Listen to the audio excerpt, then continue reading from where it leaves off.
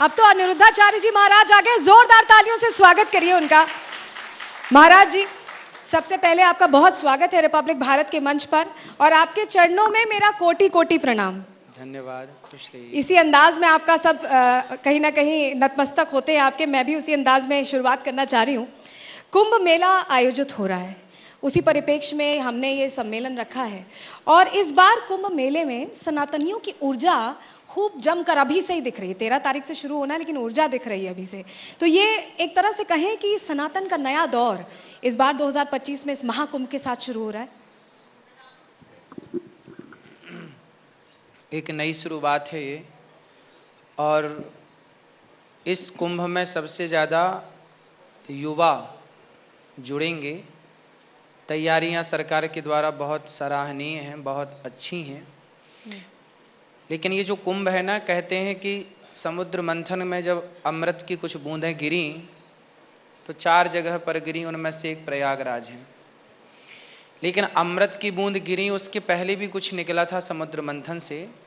आज की युवाओं को पहले वो चीज़ समझ लेनी चाहिए। समुद्र मंथन जब शुरू हुआ ना, तो सबसे पहले विष निकला था, जहर। जी। फिर अमृत की बूंदें तो बहुत आखिरी में निकली, अमृत सबसे अंत में अमृत निकला। सबसे पहले निकला था विष, जहर।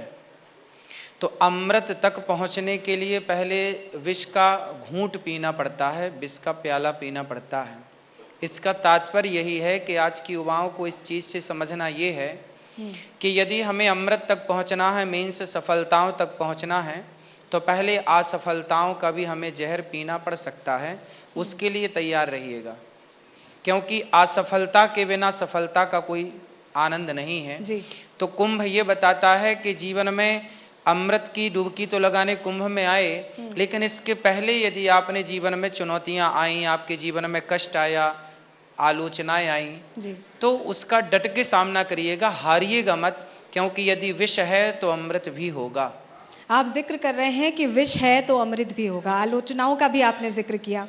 वक्फ कह रहा है कि जो 54 बीघा जमीन जहां स्नान ध्यान होगा, जहां टेंट सिटी बस गई है, जहां करोड़ों सनातनी पहुंचने वाले हैं, वो जमीन वक्फ की है। और वक्फ इतना सहिष्णु है कि उस जमीन पर इतना बड़ा आयोजन होने दे रहा है। कभी बयान देते हैं मौलाना साहब कि यहाँ पर धार्मिक परिवर्तन, घर वापसी होने वाली है, इस तरह की बातें, इस तरह के नफरती जहरीले बोल भी सामने आ रहे हैं। उनको क्या जवाब देंगे महाराज जी?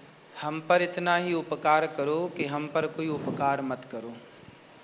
हम पर इतना ही एहसान करो कि हम पर कोई एहसान मत करो। क्योंकि जब तुम्हारे बाप दादे तुम्हारा बीज अंकुरित नहीं हुआ था, तब से, अभी योगी जी ने यही कहा कि जब से तुम्हारा बीज अंकुरित नहीं हुआ था, तब से सनातन में कुंभ का मेला चल रहा है जी। तो तुम्हारे अस्तित्व नहीं था इस धरती पर। जब तुम्हारा अस्तित्व ही नहीं था, तब हमारा कुंभ था, तो तुम्हारी भूमि होने का तो सवाल ही खड़ा नहीं होता। बड़ी बात आपने कही है, एहसान ना करने की बात। लेकिन बटोगे तो कटोगे का नारा भी योगी आदित्यनाथ जी ने पहले भी दिया, और ये नारा जोड़ता दिखाई दिया, जातियों में बटे हिंदुओं को जोड़ता दिखाई दिया। लेकिन ऐसा लगता है कि बचपन से हम सभी ने मेरे ख्याल में सुना है कि हिंदू मुस्लिम सिख ईसाई भाई भाई, ये भाई भाई है या क्या होगा? इसका क्या पर्याय है? देखो, हिंदू और मुस्लिम कभी भाई भाई नहीं हो सकते। भाई भाई कौन हो सकता है? हम गाय को माता मानते हैं, तो जो लोग गाय को माता मानते हैं वो हमारे भाई हो सकते हैं। हम गाय को माता, गंगा को माता मानते हैं, जो गंगा को माता मानते हैं वो भाई भाई हो सकते हैं। जैसे ब्राह्मण, क्षत्रिय, वैश्य और शूद्र, हम चारों भाई भाई हैं, एक पिता की संतान हैं। क्योंकि हम चारों गाय को माता मानते हैं और गंगा को माता मानते हैं। हम सब प्रयाग में डुबकियां लगाते हैं, बड़ी श्रद्धा से जो प्रयाग में डुबकी लगाएं वो भाई हैं। और यदि हम इसे विस्तार करते हैं तो भाई कौन है वो समझने की बहुत ज़रूरत है। आपने बहुत उत्तम सवाल किया है। भाई कौन है? हम 4 भाई हैं। कौन कौन से? हम सनातनी हिंदू, दूसरा हमारा भाई है सिख, तीसरे हमारे भाई हैं जैन, और चौथे हमारे भाई हैं बौद्ध। क्योंकि इन चारों की विचारधारा कहीं कहीं पर मिलती जुलती दिखाई पड़ती है। कुछ कुछ क्षेत्र में अपनी अपनी पर्सनल विचारधाराएं हैं, बात ठीक है, पर हम 4 भाई हैं तो ये हैं। हम गाय को माता कहते हैं, आप गाय को मारकर खा जाते हैं। हम आपको भाई कैसे कह दें। इसलिए आप हमारे भाई बनने के योग्य नहीं हैं। यदि आप कहते हैं कि हाँ, आज से हम भी गाय को माता कहते हैं, आज से हम भी गंगा को माता कहते हैं, आज से हम भी भारत को माता कहते हैं, तब हम आपको गले लगाकर अपना भाई कहने को तैयार हैं। तो बड़ी बात कही है महाराज जी ने, तालियों के साथ इस बात का स्वागत भी कीजिए। महाराज जी, एक चीज और हो रही है, सनातन बोर्ड का जिक्र पिछले कई दिनों से सुन रहे हैं और अभी एक बैठक भी होने वाली है महाकुंभ में। क्या आपको लगता है कि अब वक्त आ गया कि वाकई सनातन बोर्ड हो? क्योंकि हमारी बात कहने के लिए शायद उतनी मुखरता से सब अगर एकजुट होकर कहेंगे, कहा जाता है एकता में दम है, तो ये सनातन बोर्ड हमें उस एकता का मंच देगी, वो मजबूती देगी। देखिए, सनातन बोर्ड से भी बहुत अच्छा विकल्प है हमारे पास जी। और वो विकल्प यदि हम उस पर बात कर लें और उस पर चल पड़े तो सबसे उत्तम विकल्प होगा। सनातन बोर्ड से ठीक है, यदि संत जन इसकी डिमांड कर रहे हैं तो यदि ये भी है तो कोई आपत्ति इसमें नहीं है जी। पर इससे भी एक उत्तम विकल्प ये है जी। कि हम सभी सनातनी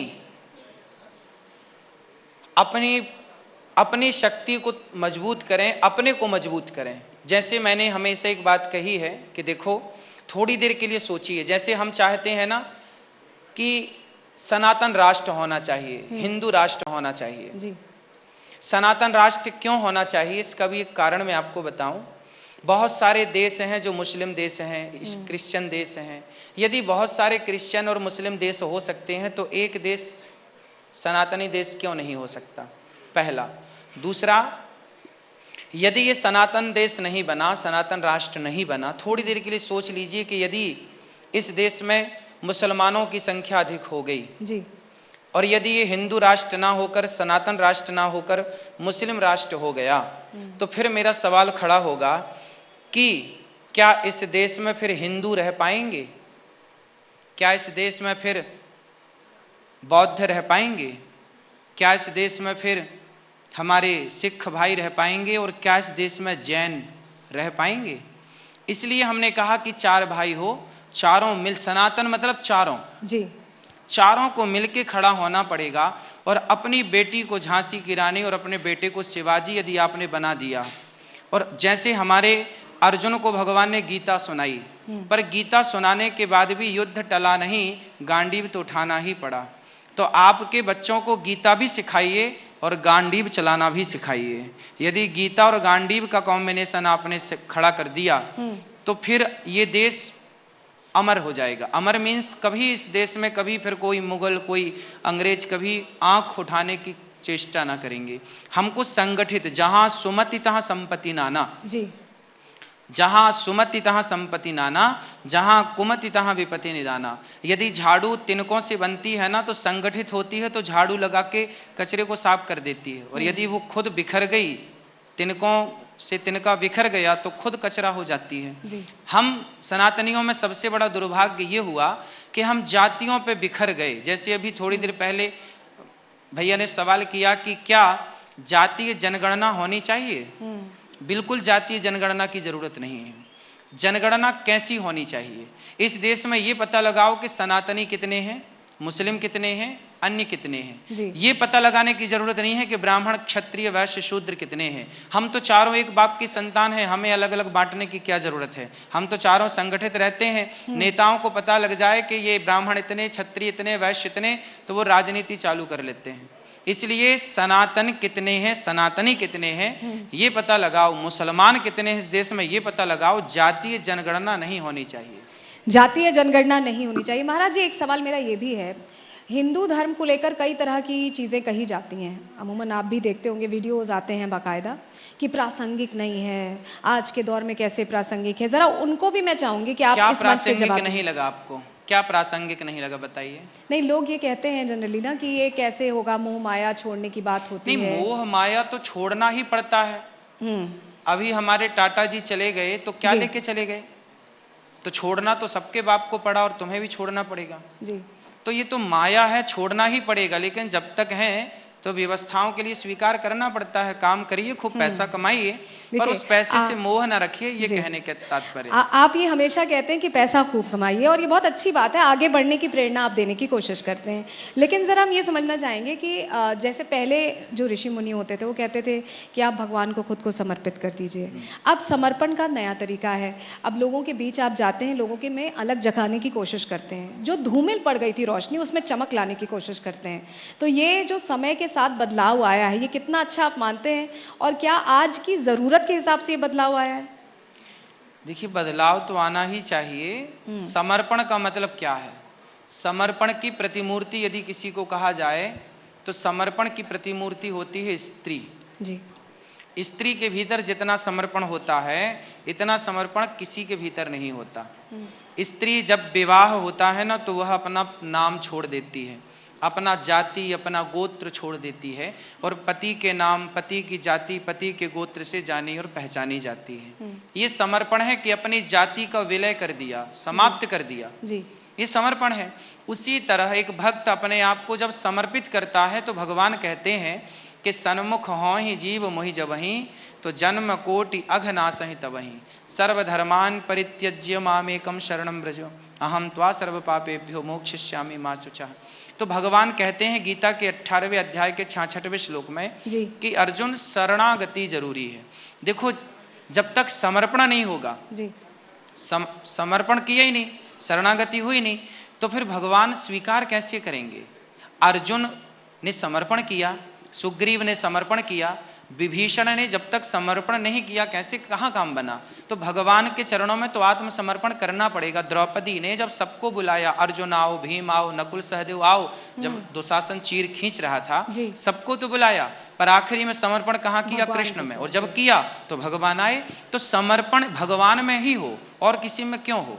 यदि आपने जगत में समर्पण किया तो वो आपका फायदा उठा लेगा, लेकिन भगवान है कि जो सदा आपको फायदे में रखते हैं। बड़ी बात आपने कही है।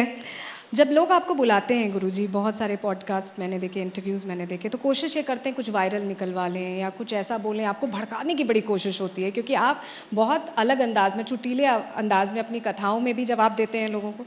तो वो जो मुस्कुराहट है, जो मैं अभी देख भी रही हूँ, वो मुस्कुराहट कैसे बरकरार रखते हैं? क्योंकि लोग तो नित नए सवाल लेकर आते हैं और ऐसे ऐसे सवाल लेकर आते हैं जिसमें आपको कभी हंसी आ जाती है, कभी आप छेड़ देते हैं। देखो, हमें सदा प्रसन्न रहना चाहिए। हम जो भी करते हैं ना, वो प्रसन्नता के लिए करते हैं। इसलिए हर सिचुएशन, हर परिस्थितियां, देखो परिस्थितियां तो आएंगी और जाएंगी। हमने समुद्र मंथन पढ़ा है ना कि पहले तो विष ही निकलेगा, इसलिए घबराने का नहीं। यदि आज विष है तो कल अमृत भी है। यदि दुनिया आज आपको नकारती है तो कल आपको स्वीकार भी करेगी। बस सब्र रखिएगा, अपने आप को बनाए रखिएगा, स्माइल बनाए रखिएगा, प्रसन्नता बनाए रखिएगा। ये दुनिया, ये प्रकृति परिवर्तनशील है। कई बार जो लोग आपको पसंद नहीं करते वही लोग आपको पसंद करने लग जाते हैं। ये एक समय है, समय सब कुछ भुला देता है, समय एक नई दिशा प्रदान कर देता है। बस समय का इंतजार करना चाहिए और हर समय हैप्पी रहना ही चाहिए। मेरा मान्यता है, आप कमाते हैं किसके लिए? इतने सारे लोग बैठे हैं, आप पैसा कमाते हैं, सारे लोग किसके लिए कमाते हैं? केवल प्रसन्नता के लिए। बड़ी गाड़ी हो किसके लिए? प्रसन्नता। बड़ा घर हो किसके लिए? प्रसन्नता। अच्छी पत्नी हो, अच्छा पति हो, किसके लिए? प्रसन्नता। हम अच्छे कपड़े पहने किसके लिए? हर चीज के पीछे है केवल आपकी प्रसन्नता, आपकी खुशी।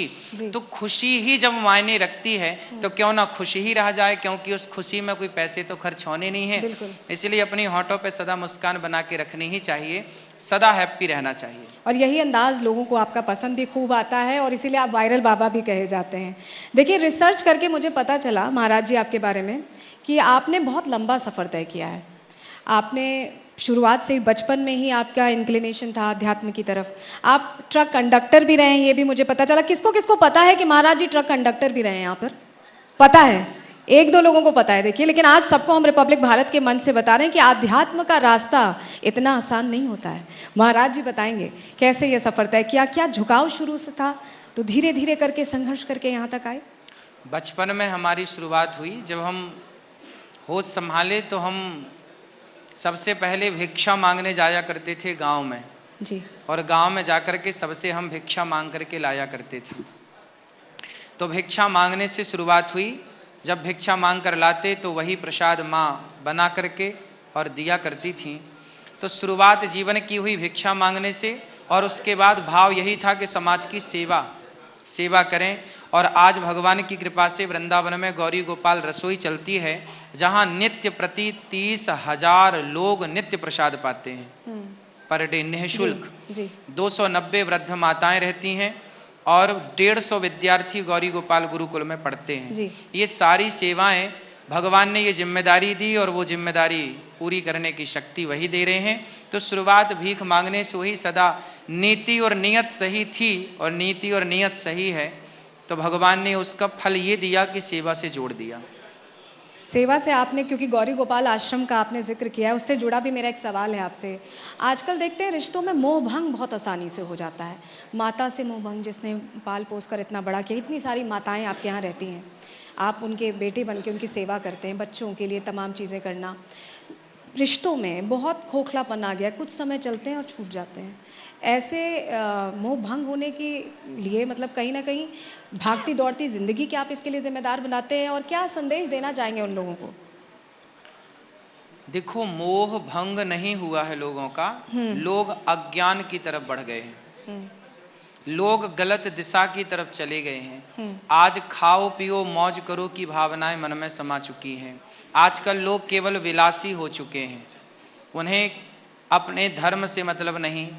आजकल एक स्त्री अपने पति के होते हुए भी पराई पुरुष को देख रही है, एक पुरुष अपनी पत्नी के होते हुए भी पराई स्त्री को देख रहा है। क्यों? क्योंकि उसके भीतर वासनाएं इतनी ज्यादा हैं और उसकी वासनाओं ने उसे अधर्मी बना दिया है। रावण को अधर्मी किसने बना दिया? रावण तो बड़ा धर्मात्मा था, लेकिन रावण के विषयों ने, उसके वासनाओं ने उसे अधर्मी बना दिया। जी। उसी तरह आजकल का समाज जो है ना, वासनाएं इतनी ज्यादा उसके भीतर समा चुकी हैं, चाहे वो स्त्रियां हो कुछ, चाहे वो पुरुष हो कुछ, और उस वासना के चक्कर में वो अपनी पत्नी को धोखा दे रहे हैं, पराई औरत के चक्कर में, अपने पति को धोखा दे रही हैं पराए पुरुष के चक्कर में। इससे क्या हो रहा है कि उनका धर्म भी भ्रष्ट हो रहा है और रिश्ते तो खराब हो ही रहे हैं। इसलिए जीवन में धर्म की बहुत आवश्यकता है। धर्म क्या है? धर्म की व्यवस्था है। यदि इन सबके भीतर धर्म आ जाए तो फिर ये भटकें क्यों? कोई परेशान ना हो, पुलिस की, सेना की कहीं जरूरत ना पड़े। यदि व्यक्ति धर्म से चलने लग जाएं, सारे प्रत्येक देश के, मैं अपने धर्म से चलता हूं, मुझे यहां 1 करोड़ रुपए पड़े मिल जाएं तो मैं उसकी तरफ देखूं ना, क्योंकि मुझे पता है कि ये मेरा नहीं है। यदि ये धर्म है, यदि आप सब ये मान लो कि किसी का पैसा पड़ा है, हमें क्या करना, ये हमारा नहीं है, हमारी मेहनत का जो 10 रुपए है वो हमारा। प्रत्येक व्यक्ति के अंदर यदि ये धर्म आ जाए, मैं आपको, धर्म कहता है कि आप मेरी बहन हैं, धर्म कहता है कि ये उम्र में बड़ी हैं तो मेरी माँ है, धर्म कहता है कि उम्र में छोटी है तो बेटी है। यदि ये धर्म हर व्यक्ति के भीतर प्रवेश कर जाए, चाहे वो मुसलमान हो या हिंदू हो, तो बताइए फिर कहां बलात्कार होंगे, कहां सेना की, कहां और जेलों की आवश्यकता ना पड़ेगी। धर्म एक ऐसी व्यवस्था है जो बांध देगा आपको, जो हर क्राइम खत्म कर देगा, शून्य कर देगा। ना चोरी होगी, ना बलात्कार होंगे, ना झूठ होगा, ना छल होगा, ना रिश्ते टूटेंगे। इसलिए धर्म, आजकल के लोगों ने धर्म को नकार दिया है, इसलिए परेशान है। धर्म को मानना पड़ेगा, अपनाना पड़ेगा, तभी बेहतरी आएगी। कुल मिलाकर आप ये कहना चाहते हैं धर्म के बिना जीवन संभव ही नहीं, धर्म के बिना कोई रह ही नहीं सकता। अच्छा, यंग जनरेशन में गुरुदेव बहुत फेमस हैं और बहुत ज़्यादा देखे सुने जाते हैं, और सबसे ज़्यादा फेमस गुरुओं में आप ही का नाम आता है, पूज्य अनिरुद्धाचार्य जी महाराज का। पहले एक बार तालियां बजा दीजिए। लेकिन एक चीज़ है कि पहले जो धर्म गुरु होते थे बड़े गंभीर होते थे, धीर गंभीर, और आप हैं एकदम चुटीले अंदाज वाले। आप बड़ी आसानी से बात भी कह जाते हैं, किसी किसी को छेड़ भी देते हैं। तो कई बार ऐसा आपको लगता है कि मतलब ये आपकी बातों को लोग शेयर बहुत करते हैं, वैसे बहुत वायरल हैं आप, मैंने आपको वायरल बाबा कहा भी, बहुत वायरल हैं। तो आपको लगता है कि क्या शेयर करते हैं अच्छी बात है, लेकिन क्या आपको लगता है कि ऐसे शेयर करने में कहीं बात हल्की तो नहीं हो जा रही, जो संदेश आप देना चाह रहे हैं वो पहुंच रहा है कि नहीं, ये मन में बात आती है कभी? देखिए, हमारा काम है समाज को, हमने आपसे कहा कि धर्म के रास्ते पर चलो, हमारा काम है सही मार्ग दिखाना। जैसे माँ बाप कहते हैं ना कि बेटा सही चल, गलत मत चल, ऐसे हमारा धर्म है सही बताना। अब उस पर चलना ना चलना वो आपका काम है। तो हम तो सही बात, ठीक ठीक बात कहते हैं, उस ठीक ठीक बात को अपने अपने अंदाज से, अपने अपने तरीके से लोग लेते हैं। किसी ने उस बात को अच्छे वे पे डाल दिया तो किसी ने उसी को गलत वे पे डाल दिया। तो वही बात गलत तब हो जाती है जब गलत व्यक्ति के हाथ में बात पहुंच जाती है। ठीक है, तो चीजें ऐसे ही हैं कि देखो, हमारे पास बादाम आएगी तो बादाम हम भगवान को भोग लगा के प्रसाद पालेंगे, तो किसी और के पास बादाम जाएगी तो वो मांस के ऊपर बादाम डाल के खा जाएगा। बादाम तो वही है, बस संगति बदल गई कि किसी भक्त के पास आ गई तो वो प्रसाद बन जाती है, और किसी विधर्मी के पास चली गई तो मांस के ऊपर सज जाती है। तो ऐसे ही है कि बात वही रहती है मेरी। कोई सही व्यक्ति ने मेरी बात को पकड़ा तो वो सही वे पर ले जाएगा, गलत व्यक्ति ने पकड़ लिया तो वो उस बात को गलत कह देगा, क्योंकि वो स्वयं गलत है। जस आपन तस दूसर जाने। अच्छा, मीम्स भी बहुत बनते हैं, आपने देखे हैं आपने? पहले ये बताइए। देखे हैं? तो मीम्स खूब बनते हैं, तो आपको मीम्स देख के कभी ऐसा लगता है कि मुझे कुछ अंदाज बदलना चाहिए अपनी बात समझाने का, या आपको लगता है कि चलो बढ़िया है, जैसे भी बात जाए जानी चाहिए बस? मैं किसी के कहने पर, किसी के दबाव पर मैं अपनी प्रसन्नता नहीं मिटाना चाहता। तुम कहते रहो, हमें गाली ही तो दोगे, तो हमें गलत ही तो कहोगे। तुम्हारे गलत कहने से हम गलत थोड़ी हो जाएंगे। कुत्ता भौंकता है तो उसके भौंकने का हाथी पर क्या प्रभाव पड़ता है? हाथी दिशा थोड़ी बदल देता है। ऐसे ही हमें कोई फर्क नहीं पड़ता कि समाज का क्या काम है। समाज ने तो सीता मां को कहने से नहीं छोड़ा, समाज ने तो भगवान राम को कहने से नहीं छोड़ा, तो फिर हमें और आपको छोड़ेंगे? इसलिए लोगों का काम है कहना, हम अपना अंदाज, अपनी मस्ती, हम अपनी प्रसन्नता। जीवन मिला है हमें हंसने मुस्कुराने, विधाता ने जीवन दिया है, किसी के बाप की बफौती नहीं है ये जीवन। ये जीवन ईश्वर ने दिया है, तो इस जीवन को बिंदास जिया जाए, मुस्कुरा के जिया जाए, हर हाल में प्रसन्न रहा जाए। बस कोई प्रभाव नहीं पड़ता कि लोग क्या कहते हैं, कहने दीजिए। महाराज जी, एक सवाल मेरा और भी है। आप जब कथा करने जाते हैं, बहुत सारे लोग आपसे सवाल पूछते हैं। कोई कह देता है कि महाराज जी मेरे चरणों में आपका कोटि कोटि प्रणाम, कोई कुछ और बोल देता है, कोई ऐसा सवाल है जो आपको लगा कि बड़ा मुश्किल है, मैं इसका जवाब कैसे दूं? कभी ऐसा लगा आपको? क्योंकि बड़े अटपटे से सवाल होते हैं कई बार, क्योंकि उनको लगता है कि आप महाराज जी हैं, सर्वज्ञाता हैं, आपसे जो चाहे पूछ लें, मन खोल के पूछते हैं। लोग पूछते हैं तो देखिए, हम सब जवाब तो देते ही हैं, लेकिन पहले उस जवाब को इस तरीके से बताते हैं कि ताकि वो खुश हो जाए, पूछने वाला और सुनने वाले प्रसन्न। फिर बाद में उसके सवाल के उत्तर तक हम गहराई से जाते हैं। जैसे अभी कुछ ही दिन पहले एक बहन ने पूछा, गुरुजी बताइए गीता कैसे पढ़ें? तो हमने कहा कि उठाओ गीता ऐसे लो, उसका पहला पन्ना खोलो, फिर दूसरा खोलो, फिर लिखा रहेगा अध्याय 1, वहां से स्टार्ट करो। तो बोले कि गीता पढ़ने के कुछ नियम भी हैं। हमने कहा नियम है, जब आंख खुली हो तभी गीता पढ़ें, आंख बंद हो तो कैसे पढ़ेंगे? तो ये कुछ सवाल हैं लोगों के। इसी बहाने हंसना हो जाता है, हंसाना हो जाता है। और आप मानेंगे, पहली बार इस देश में ऐसा हुआ कि आध्यात्म जगत में भी लोग हंसना स्टार्ट किए हैं, खुश रहना स्टार्ट किए हैं। वरना देखो, धर्म गंभीर तो है, लेकिन डॉक्टर ना सुई लगाता है ना तो पहले रुई से घिसता है, ध्यान इधर उधर करता है ना? पहले कड़वी दवाई माँ देती है तो शहद में मिला के देती है। तो हमारा धर्म थोड़ा गंभीर तो है, समझना है, लेकिन हंसते हंसते समझ पाएंगे ना तो जल्दी समझ पाएंगे, ये यूथ भी समझ पाएगा। इसलिए मेरा प्रयास ये है कि थोड़ा पहले आपको हंसाऊं, थोड़ा प्रसन्न करूं उन्हीं बात को लेकर, फिर बात अपनी पहुंचाऊं ताकि आपके भीतर वो बात प्रवेश कर जाए। और आश्चर्य मानेंगे कि कथाओं के बल पर इस देश में लाखों लोग ऐसे हैं जिन्होंने शराब छोड़ दी, लाखों लोग ऐसे हैं जिन्होंने मांस खाना छोड़ दिया कथा सुनकर, लाखों लोग ऐसे हैं जिनके रिश्ते तलाक होने की स्थिति पर थे, और वो बिल्कुल, मैंने कहा कि 7 दिन मेरे पास आकर बैठ जाओ, पति पत्नी दोनों, आपका तलाक ना रुक जाए तो कह देना। तलाक होगा ही नहीं यदि आपने 7 दिन का सत्संग अटेंड कर लिया तो। ये एक प्रकार की औषधि है। पहले के लोग, आज के लोग डिप्रेशन में हैं बहुत। आजकल सबसे बड़ी बीमारी जानते, पूरी दुनिया का सर्वे है, आज सबसे ज्यादा तनाव है, डिप्रेशन है, सारे लोग परेशान। यहां जितने बैठे हैं ना, अधिकांश 80% से ज्यादा लोग डिप्रेशन में होंगे। कह नहीं रहा है कोई, परेशान सब हैं भीतर से, ऊपर से हंस रहे हैं ही, पर अंदर से सब परेशान है अंदर से सब परेशान है, जाहिर नहीं करते हैं, हाँ, दबा के रखते हैं। अब मैं कहता हूं कि 7 दिन सत्संग अटेंड कर लें, इनकी आयु 10 साल बढ़ जाएगी। क्योंकि डिप्रेशन में आदमी जल्दी मर जाता है। कितनी भी दवाई, डिप्रेशन की कोई दवाई छोड़ी, अब खाए जा रहे हैं। एक तो दवाई खा रहे हैं तो दवाई और अंदर जाके लीवर किडनी खराब करेगी, है ना। और डिप्रेशन, और आपको तनाव में ना हंसने देगा, ना मुस्कुराने देगा, ना पत्नी से बात करने देगा। तनाव मतलब तनाव जब हो, डिप्रेशन जब हो, तो कहाँ खाने में स्वाद आता है, ठीक बात है। कहाँ पत्नी से बात करना अच्छा लगता है, कहाँ बच्चों के संग खेलना अच्छा लगता है। इसलिए 7 दिन कथा सुनिए, बिल्कुल बिंदास हो जाएंगे, आपकी आयु बढ़ जाएगी। इसलिए कथाएं सुना करो। पहले के लोग कथाएं सुनते थे तो डिप्रेशन नहीं था। एक घड़ी याद है की पुनियाद, तुलसी चर्चा राम की हरहि कोटि अपराध। आजकल के लोग कथा नहीं सुनते।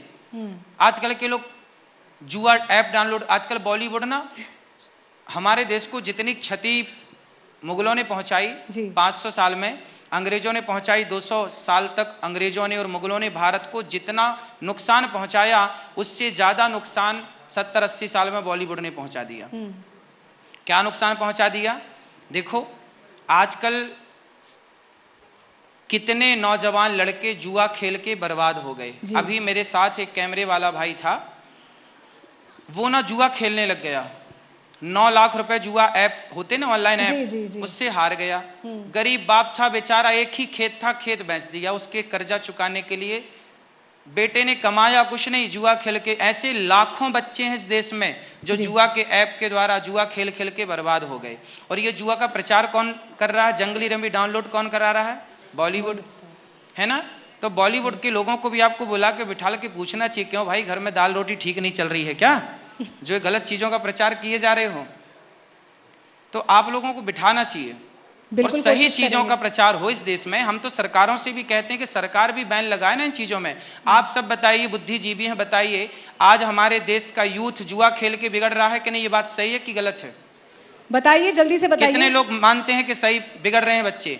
अब बिगड़ रहे हैं तो सरकार को रोक ना लगाना चाहिए। सरकार को भी रोक लगाना चाहिए कि भाई हमारे देश में, हमारे राज्य में ये जुआ नहीं चलेगा। बच्चे बिगड़ रहे हैं, बाप की जमा पूंजी खत्म होगी। कितने लोग बिगड़ गए, गुटखा खा के कैंसर हो रहा है, पूरा बर्बाद है। हर गलियों में गुटखे के पीक पड़ी हुई है।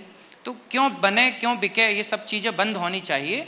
और ये बॉलीवुड खूब प्रचार किए जा रहे हैं इन सब चीजों का, तो इस चीज पर रोक लगनी चाहिए। मेरा आखिरी सवाल है आपसे महाराज जी, संभल को लेकर क्या कहेंगे? वहां पर सनातन के जो एक तरह से चिन्ह हैं वो अब सामने आने लगे हैं और उस पर भी विरोध हो रहा है।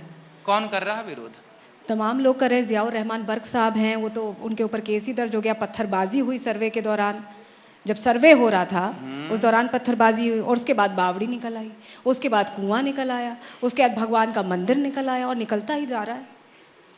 एक युग था कि जब भगवान प्रकट होते थे पुष्प बरसा करते थे। ये कलयुग है, भगवान प्रकट हो रहे हैं तो पत्थर बरस रहे हैं। कोई बात नहीं, बरसने दीजिए पत्थर, परंतु मंदिर तो मंदिर रहेगा वहां। कलयुग है ना, पुष्प बरसते थे सतयुग त्रेता द्वापर में, भगवान प्रकट हो गए। भय प्रकट कृपाला दीन दयाला। तो भगवान आज के युग में अब पुष्प की जगह पत्थर बरस रहे हैं। बरसने दीजिए, लेकिन मंदिर तो रहेगा और रहना ही चाहिए। जहां जहां मंदिर के अवशेष हैं सब जगह मंदिर ही होने चाहिए। मंदिर जरूर होना चाहिए। मंदिर एक बहुत बड़ी अर्थव्यवस्था को ठीक करता है। बिल्कुल, अयोध्या जैसे बदल गई। फिर अब संभल में यदि मंदिर बनेगा तो संभल की अर्थव्यवस्था अच्छी हो जाएगी। जी। यूपी में अयोध्या जी में मंदिर बना तो वहां की अर्थव्यवस्था मजबूत हो गई। इसलिए हमारे ऋषि मुनियों ने मंदिर बनाए, पहले के जमाने मंदिर बनाए, क्योंकि ये बहुत बड़ी अर्थव्यवस्था को चलाने वाला कार्य है। अब जैसे आप जानते हैं कि तिरुपति बालाजी से सरकार चल रही है, उस मंदिर के दान से पूरी सरकार चल रही है। तो अर्थव्यवस्था का बहुत बड़ा स्रोत तो है ही मंदिर। बने रहना चाहिए और इस तरह से जो चिन्ह है, सनातनी चिन्ह बाहर आने चाहिए। बहुत शुक्रिया, पूज्य श्री अनिरुद्ध आचार्य महाराज जी हमारे बीच आए और उन्होंने अपनी मुस्कान से यहाँ भी सबका मन मोह लिया। बहुत शुक्रिया महाराज जी।